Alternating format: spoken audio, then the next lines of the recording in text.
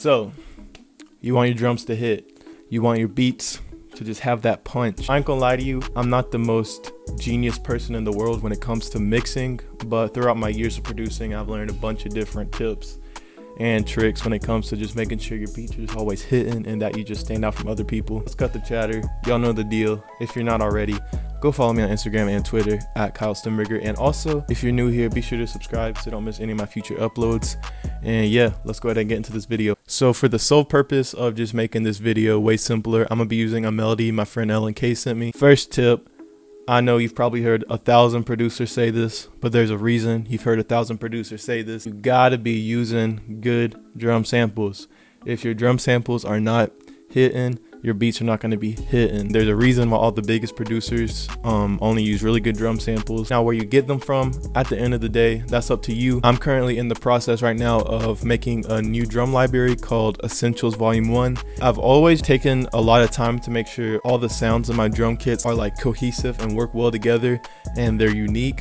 But in this kit, I'm just focusing on making sure everything just hits, you know what I'm saying? I want all the drums to just be banging straight out the box. I'm not getting in my car, driving to Nevada, and then dropping a pebble inside of a cave to make a snare. But if you just want some drums that slap when this kit comes out, I got you covered. Now, a thing that a lot of people fail to realize is just as important as selecting good drum samples is the way you program them. Now, I see a lot of people who think that if they just put 808 rolls, kick rolls, hi-hat rolls, snare rolls, perc rolls, just drums banging everywhere, that means their beats are going to be hitting. But most of the time it's the complete opposite. You want to make sure you have a good space in between your sounds so that when a sound does hit, it makes it more emphasized because you're not used to just hearing it roll all, you know. So here I have the 2-step hi-hat pattern that we all know and love so much.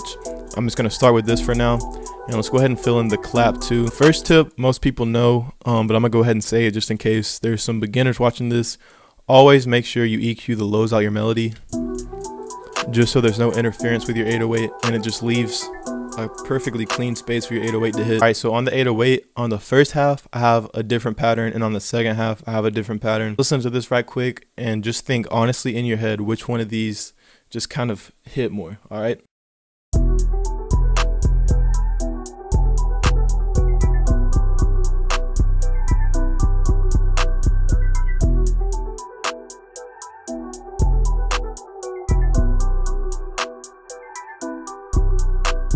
Chances are the second half it just hit different. The reasoning behind that is the 808 is so spaced out that when it hits, it has the space to really shine, and on the left side it's just so drowned out and you're hearing it so much that it just doesn't have that same effect. Now you may be thinking, oh, anybody in the world could make this pattern right here, it's so simple. And there's a reason why all the simpler stuff ends up becoming triple platinum like it's nothing. So I went ahead and finished the 808 pattern, making sure I was using the principles that I stated when I was talking about what to do with your 808s. Something else that I hear a lot of people fail to mention a lot is the key, or not the key, the pitch of your 808s is very important. If your 808 is too low, the frequencies really won't be able to be heard, or most speakers won't pick them up. If they're too high, they lose the low end, so they just really don't hit the same. So the key is to find the sweet spot.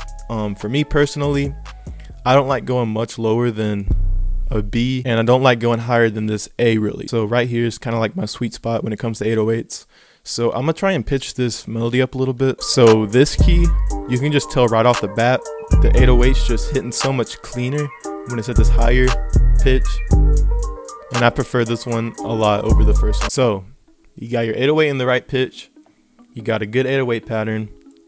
Now what I try and do with the rest of the sounds is emphasize the 808. For example, one thing I'm doing in this kit is I'm adding a couple open hats that I call openers. And the reason I call them this is because I always put them at either just the 1 or the 1 and the 5. These pretty much act to emphasize the first 808 hitting. Producers like Wheezy do this a lot. So I'm gonna start playing this pattern from right here and really listen to where these open hats hit. You'll just notice it makes the 808 just knock more, and it just lets you know like the beat's hitting and it's gonna keep hitting, you know what I'm saying?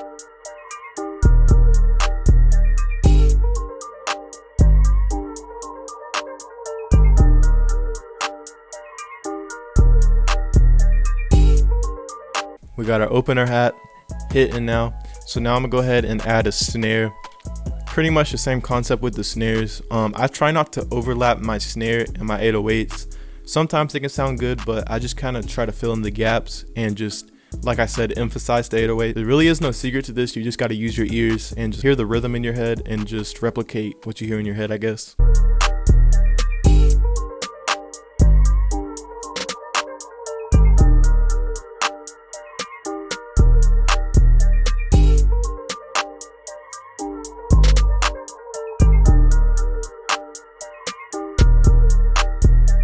So back to the hi-hats. Another trick that you've probably heard of if you watch any producing videos is shifting the hi-hat. If you turn the shift knob up under your hi-hats, basically it shifts the hi-hats, so it makes them hit a little bit late for whatever reason. I guess it gives the beat a little bit more swing. It kind of makes it sound more natural, but it just makes the beat knock a little more. And oh snap, my battery is about to die. I can't. Oh no.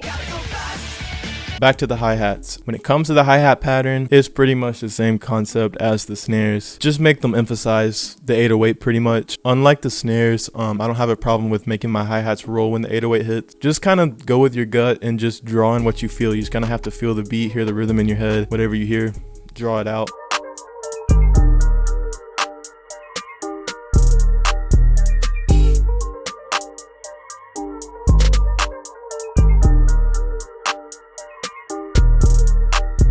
And sure enough, it's the same concept with any other percussion you want to use. Be careful with the percussion. It's really easy to overdo it. Just make sure you're not filling in stuff where it isn't needed at all.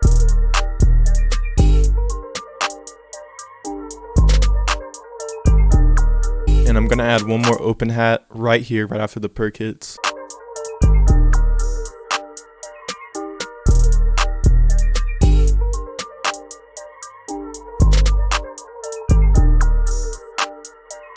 So obviously you could add way more to this beat if you wanted to. I don't really think you need to. The main thing would probably just be maybe a counter melody over this melody, but we're gonna go ahead and get straight into the mixing.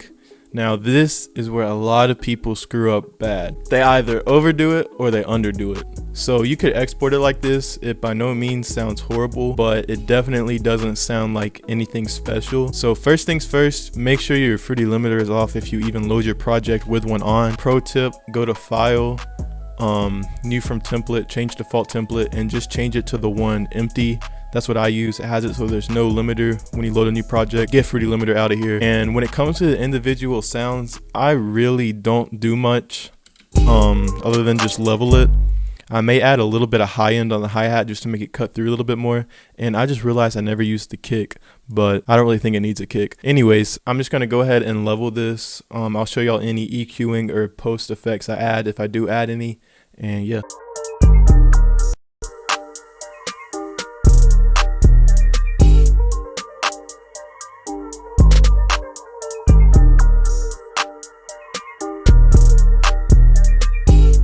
Alright, so another thing I hear so many people freak out about that is nothing to freak out about at all is they think clipping is such a horrible thing. They think if your beat's clipping that is horrible, so they put all these compressors and limiters and maximizers and all this stuff on the master channel, which just makes it sound worse. Don't be afraid to clip your beats. As you can see, mine's definitely clipping. But I think that clipping it makes it hit so much harder. A good thing about clipping is FL Studio has Fruity Soft Clipper, which pretty much makes it so when it clips, it's not harsh. It just kind of has like a slight grit to it. And if you're feeling wild, you can even turn the post up. Just don't get too crazy with it. Honestly, I think that is all you need to know when it comes to making sure your drums are smacking. One last point I really want to emphasize before I go ahead and finish this video up is when you listen to these albums that come out with all these big producers on it, you gotta remember that there's audio engineers that work hours and hours on the mix, making sure every little thing is perfect and using all kind of techniques that we may not even have access to when it comes to mixing to make sure everything sounds as perfect as it can sound. And don't get me wrong, there's absolutely nothing wrong with that. The issue is I know a lot of up and coming producers always compare themselves to other producers, and hearing all these super polished beats may make you think that your beats are worse or you'll never be as good as that. So honestly, industry producers probably do even less than what I showed you in this video. But just remember, as long as you're using good drum samples and your drum patterns are on point, like, you're chilling. Don't get so caught up in trying to make yourself sound perfect that you do too much and end up sounding bad. Hope you guys enjoyed this video. Hope y'all learned something new from it. If you're not already, subscribe so you don't miss any future uploads. And yeah, I'm out of here. Actually, you know what? I just got the spontaneous idea to show you all my setup because I know a couple of people have asked to see it and I've never really showed it in the videos. All right, so boom, this is what I'm working with right now. First things first, I know the microphone on this camera is straight buns, but it is what it is. So first off, we got Yamaha HSA studio monitor speakers. I'm gonna keep it real with you, Chief. I don't know that much about studio monitors, but yeah, I got my ring light for making videos, and then my Audio Technica AT2020 microphone. This is what it looks like to be me filming a video, in case you wanted to know. This is my razor blade that I use anytime I'm not sitting here. It's a laptop. These are my dual Acer monitors that just turned off. Nothing too crazy about them. They were just cheap from Amazon. Then I got this keyboard. I'm not exactly sure who makes it, to be honest. Then I have this Logitech mouse. And then I have my custom built PC right here. Oh yeah, and I have my Focusrite Scarlett interface that my mic and speakers go into. Custom built PC, it's got an NZXT case, a RTX 2080 graphics card, and an AMD Ryzen 9 processor, if you care about anything of that nature. And then my other speaker, and that's pretty much it. I do usually have a MIDI right here, but it's just kind of chilling over there because I just hate how crammed it feels with the MIDI right there, you know what I'm saying? But yeah, that's pretty much the setup. You know what? Go give me a follow on Instagram at Stemberger, you know what I'm saying? But yeah, that's a setup.